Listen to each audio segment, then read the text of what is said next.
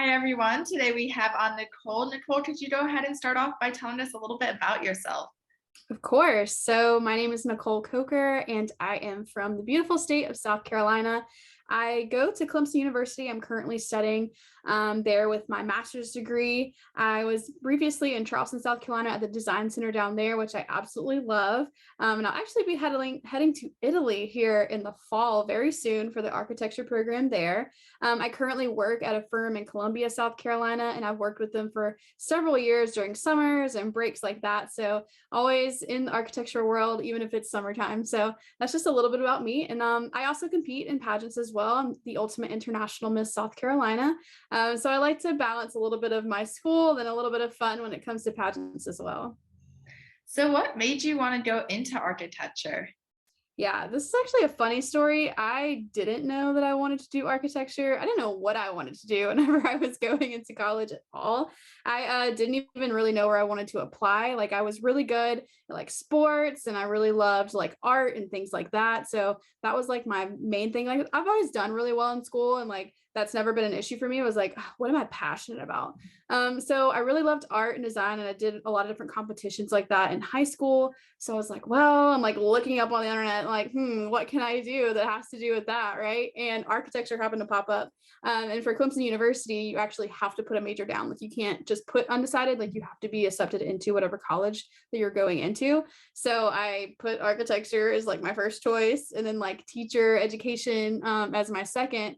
And I ended up getting accepted into the architecture program there and I just kind of went for it. My first year, I will not lie, I was completely lost. I had no idea what I was doing. I didn't even know if it was something I liked. So I stuck with it though because I'm not the type of person that sort of just quits on things. Like even if things are tough, I like to make sure that I'm like following it through and just making sure that my emotions are not getting the best of me. So I end up sticking in there, and now here I am. I'm in my fifth year of school for architecture and I already have almost all of my hours that you have to have because there's like a ton of requirements as well. So it's kind of one of those things where I didn't really know that I wanted to do it, but then once I started doing it, I kind of just stuck with it and here I am.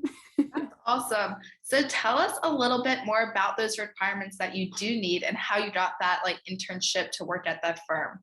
Of course, yeah. So you have to have 6 years of school. So that's an undergraduate degree. And then you also have to have a master's degree. Then you have to have 3,740 hours of experience.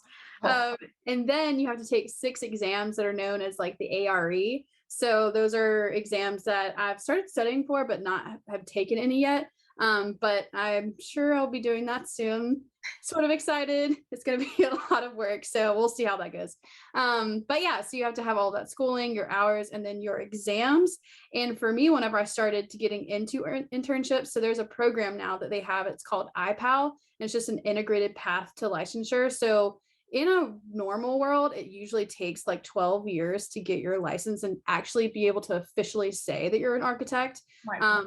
And that's typically because in the past, people would go and get all of their schooling, and then they would take so many years to get their hours, and then they would take so many years to sort of start taking their exams. And like that's a very long period of time that you have to go through and do all of those things. But with this iPal program, which they introduced, and Clemson is actually one of the few first that have tried out the program. It's where we start taking exams and starting to work while we're in school. That way we're doing things simultaneously and it's not like, okay, here's step one, do step one, here's step two, do step two. It's like we're integrating the process all together. So my very first internship, I was like going into my sophomore year of college. And let me tell you, I had no idea what the heck I was doing. There's like a ton of like 3D programs that you use and like so many other things you have to learn. And like the architecture profession is like one of those things where you know a lot about a lot of things, but you don't know like a ton about one thing. You have to be like all knowing. So there's a ton of things you have to learn when it comes to architecture. But I went in knowing nothing, and I like thank God for the guy that like let me come into his firm and like work for him because I'm telling you, I didn't know anything. So I was very blessed to be able to kind of start working my first summer ever in college, and I've worked ever since then. So it's just kind of one of the things where you interview, and hopefully a lot of it's like personality. I feel like because um obviously I didn't know anything. And then even in like firms that I got into after that, while I did know some things, like there's a ton of different programs that people use. Like some people don't use the same programs in certain firms. So what I'm referring to is like SketchUp versus like a Revit program. Like those are just some word or some programs that we use. And I went from using the SketchUp program at the first firm. I was like, okay, I kind of get this. Like I kind of got it, right?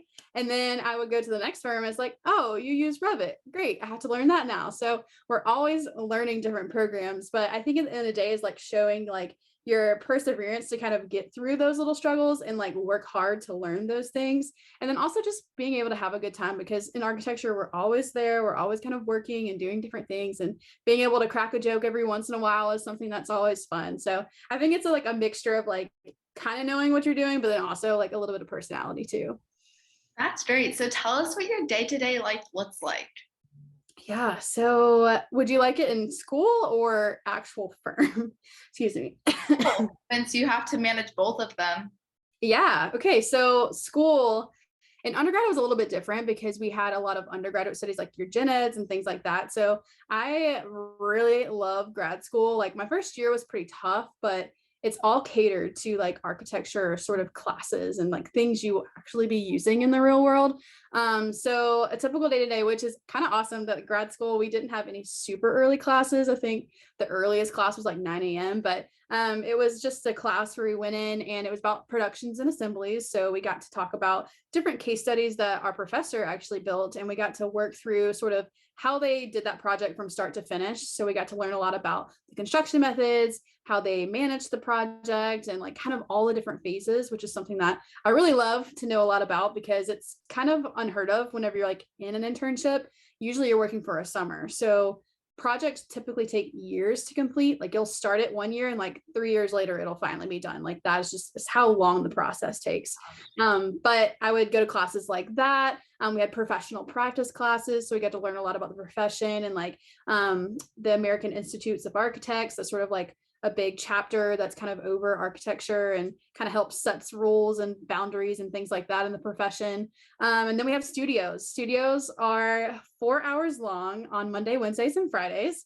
So we're there, and sometimes we'll have like little lectures there, but mostly it's like us going with our partners and going through design processes on a specific project that we were given that semester. What I really love was my time in Charleston, South Carolina, because we have a sister sort of campus down there. It's called the Charleston Design Center. And that is like the love of my life, honestly, because that place is just so amazing. All the people there are amazing. But what I really love about it is the projects that we do there. So I actually got to I did this in undergrad as well for a whole year, where we actually design and build the structures for local communities down there. So we got to work with 2 nonprofits, and we built 2 community garden pavilions for them. And like that to me is like being able to be a part of the entire process. Cause like I said earlier, like it takes forever to get a project done in the real world, but this one's sort of like fast paced in a way. It is a lot smaller. So it's not like some huge project because there's a ton of things that go into that. So what we really like to do, I'm so sorry, my dogs are like going on in the back. What we like to do is like really get intimate with the local nonprofits there, understand what they want, what are their needs, what are the things that they really want to do with the structure. We get to have community meetings, so we get to hear about what the community really loves. And then we get to go through the whole design process and kind of bring and get that feedback with them as well, because we'll design, kind of like put together some schematic design, and then we'll give it to them and be like, here, what do you think about this? So we get the feedback about what they like, what they don't like, and then we'll take that back and sort of culminate into one design. And then from there, we get to do what we call construction documents, where you're like working out all the fine details of how this thing actually goes together. Because anybody can draw anything and be like, oh, cool, this is what I want it to be. But like when you actually build it, you have to know how it goes together. So we get to do the CDs, and then we actually get our hands dirty and do the whole thing from start to finish, from the foundation all the way up. We build the whole thing as students who obviously know nothing. So it's actually a pretty insane process, but it's been the most rewarding. And I learned that I somehow know how to weld. So in the last few projects that we did, I ended up welding everything on it, which was really insane. But I thought it was really awesome. It's really rewarding that I get to work with the nonprofits and then get to see sort of communities being changed in a positive way. So is it typical for architecture to actually be building on site, or is it normally they just make the designs for it? Yeah, so it kind of depends. Some firms are where they do like the whole 9 yards. They do have like general contractors in office and they'll see the whole project all the way through. But I would say a typical architecture office is just sort of doing the design. We do it all the way up into the point where it's the construction documents. And then of course, like the nitty gritty things about how it truly goes together kind of goes into sort of what we call, gosh, the word is like escaping my brain right now, shop drawings. And we'll kind of approve those. And then the construction team sort of takes on the building part of it. But we're still a part of the entire process where we'll actually make site visits during the construction phase and make sure things are going smoothly and like making sure things are being done correctly. So it depends on what, and there's like different contracts and it's like the real like in the weeds of things. But for the most part, most firms are sort of like the design part and then the construction team sort of take it over. Have you been able to work on any bid projects with those firms? Yes. So we've worked with a ton of different projects. So the firm that I work for currently, they do a lot of higher education and sometimes they do like hotels and like things like that. So I've done a lot of projects with Clemson University. So I've got to see some of the inside stuff on like what they do up there and also USC as well. There's a few projects that we did. They're like renovating some of their dining halls and things like that. So I literally just this week got to go over and kind of see like where that was because I was doing what I call a rendering. So those are like visuals of what the project will look like when it's done. So I got to go over there and kind of see like in the process of like where it was and like, oh yeah, I remember drawing that. Oh yeah, I remember I like put that over there. So it's been really cool to like see like as you're doing stuff in the office and then going out to site and seeing it actually being put into play is something that's really rewarding and like super cool. So you were saying about drawing it. Would you say being artistic is a skill that you definitely need to be an architect, or can you do it digitally where you might not need that? Oh yeah. So I feel like earlier in like our like in the profession specifically, it used to be all like analog drawings, like hand drawing. But now it's become very like technical and any drawing that we do is typically on the computer. A lot of like the schematic design and like if us just in the office sort of like with our team is sort of hand drawing some things, just sketching some stuff out just to get some ideas across. But beyond that point, it's all digital work. So it's like all modeling in the computer, all the drawings are in the computer, everything is in the computer pretty much. And that kind of plays a part in schooling as well. I remember in my first years of school, we did a lot of like analog stuff. So drawing and like collaging and modeling, like hand modeling and things like that. But as you kind of like grow and you go up into your higher or the later levels of sorry, your education, it definitely gets more technical because that's kind of how we push things out and how sort of the profession moves about. So what's your end goal for your profession? What is the main career that you're trying to get to? Are you trying to own your own firm, or I don't know if there's big firms out there? Tell me a little bit about that. Yeah, I'm actually in the process of sort of figuring that out. I have a year to figure it out. And I don't like being the type that sort of just checks off all the boxes. It's like, okay, I went to school. Okay, I got my hours. Okay, I've got, my exams and now I'm going to go work in the firm. Like, I like working in a firm, but I also really loved my experience as a student when I got to like work with nonprofits and do all of the stuff, like not only just drawing the thing, but actually building it. It's just a whole different ball game. And that's something I really, really love. And there's not a lot of programs in higher education right now that do that. And I'm very fortunate that Clemson actually did do that and got to show me that side of what we can do as designers. So I'm hoping, I don't know, I'm like in the works of trying to figure out if I want to kind of partner with some people here at Clemson and actually work at the design center that we have in Charleston for a while and kind of like get my, I guess, toes wet, I guess. I don't know, trying to see how all that feels out. But I also think it's just a very influential program. And like, I feel like every architecture school needs it. So I don't know, maybe one day I'm going to be kind of introducing a program similar to what we do here in another higher education somewhere. I don't know. We'll see. That's the hope, because I don't like sitting in the same spot every single day, like, drawing. Like I want to be out there, like building the thing too. So we'll see. I don't know yet. That's awesome. I was going to ask how you manage your pageants and school and work and all of it together. Yeah. What's some advice for that? Yeah, people think I'm insane. Like sometimes I don't even know how I have time to do everything that I do. I actually had a friend message me the other day. She's like, "How do you even have time for this?" And I'm like, honestly, you make time for the things that you really love, and you make time for the things that you really want to do. So that's my biggest thing. Like, obviously, time management is something that I've learned very early on because architecture school is no joke. Like, you have to have your T's, your I's dotted and your T's crossed, because if you don't, then you're going to be behind and it's like really tough to keep up. But I've always kind of been able to sort of time manage. I even in high school, like I played sports and I did all my classes, and then I also worked like 3 jobs. So like I've always kind of been that type of person that's just like go go go. But I will say it kind of comes down to like what you want to make time for and how you go about it. Like even now, like I'm super busy. Like I've got my job that I'm doing now, and I've got some other things that I've been working on that I need to get done, but I also like I want to compete and I want to make sure that I'm able to sort of do the things that I love too in the midst of all the crazy stuff that I'm worried about with life. I'm trying to get ready for Italy and I'm like, actually, but I'm going to go compete too because I want to be on stage somewhere too. So it's difficult sometimes, but for the most part, I think the passion for each of those things and how like why I really love all of them and why I do them, it's kind of what helps me sort of make sure I'm getting everything done and in a timely manner. That's great. So what are you actually going to be doing in Italy? Yeah, so we have actually in undergrad, you are required to study abroad.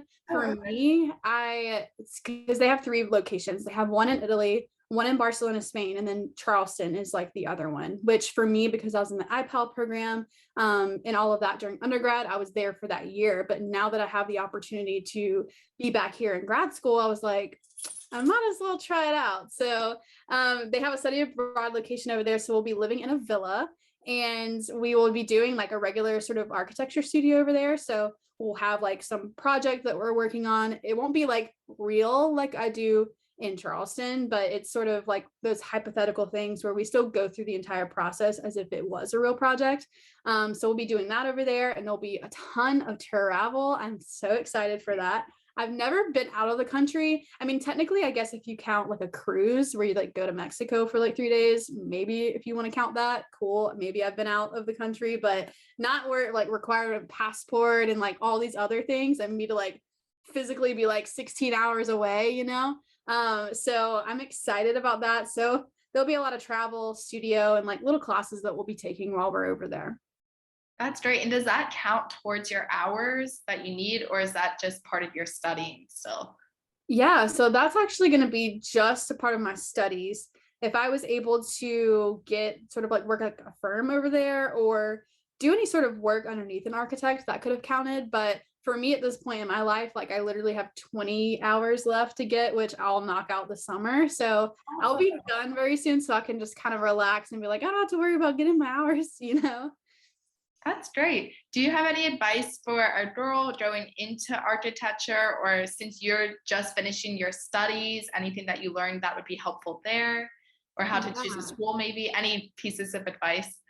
Of course. Yeah. Do not let the profession sort of scare you away from doing like the more masculine things, because I remember being in class and we had like this intro to craft class, and that was like us being in the shop where we like were doing woodworking and like different things like that. And of course like the build studio was like the same thing where we're like using all these tools, and like I never had any experience with that, but I knew in my heart that I wanted to. I was like, I've always been that type of person where like I want to do anything a boy can do. I kind of did that back when I was in middle school. I was on an all boys football team. I mean, I'm just always like trying to get my feet in the door when it comes to that kind of stuff. But don't be scared. Just kind of like go for it and know that you're learning, and people know that you're learning. So it's not like you should be scared of being a part of something that you wouldn't necessarily see a female doing. Because if I had been scared and been like, no, I'm never going to try that,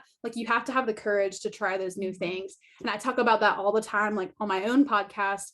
And it's something that you have to have in order to kind of grow and learn and be the best that you can be in a profession like this. So that's what I would say. Just have the courage just to go for it and don't be afraid. So tell us one more thing, a little bit about what your experience has been like being a woman. What's the typical ratio that you've seen so far? Yes. So when I first got into college, the numbers were pretty high in terms of like male in the profession. It's definitely like there's more women now in, not more women than men, but there has been more women as the couple of years that I've been in school has gone on. There's still a deficit where there's definitely more men in the profession than women. But I'm very lucky to be in a firm currently that's kind of like pretty balanced. Honestly, I feel like we might have more women in the office than men.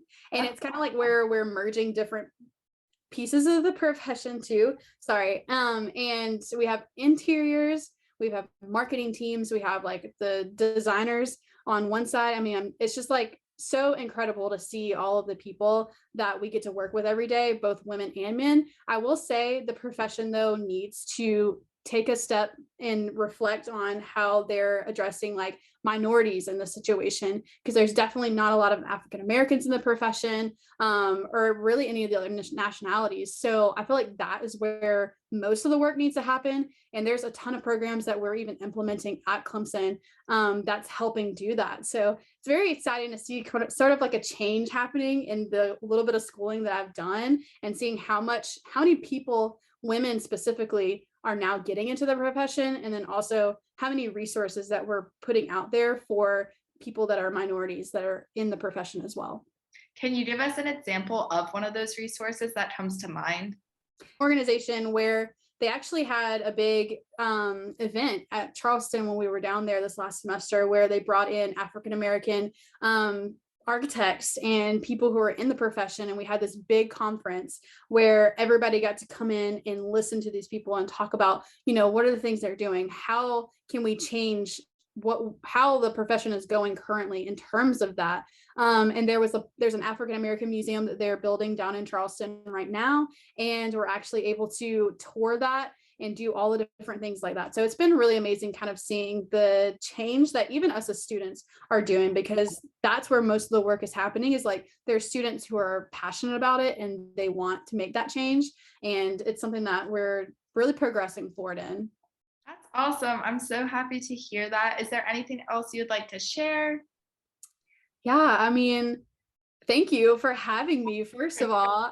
This is awesome. I always do interviews and stuff like that, but it's never really been about architecture specifically. I feel like all the time it's always like school events where I'm like, hey, can you come speak at this? And I'm like, sure, yeah. But like everyone in the room is already a part of the profession.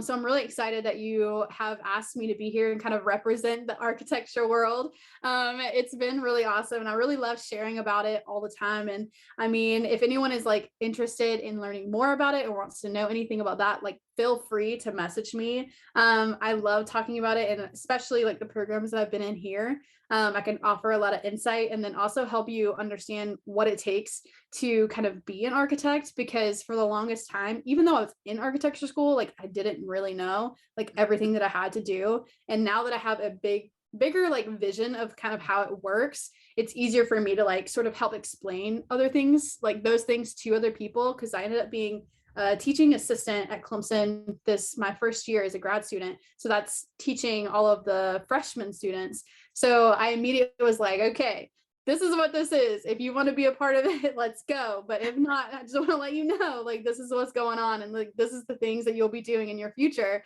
Because I had no clue. And I'm kind of glad that I did it, because I feel like I may have would have shied away from it a little bit. Because it is a ton of work, but it's also rewarding work. Like if you're the type of person that's like, don't want to sit down and take a bunch of exams, architecture is for you, because we don't have exams. We have studio reviews where we get to stand up and like present our projects. But at the end of the day, like I'm excited about it, and I would love to talk to anyone who wants to know more about it. So yeah, thank you for having me. Awesome. Thank you so much. You've been a pleasure to speak with.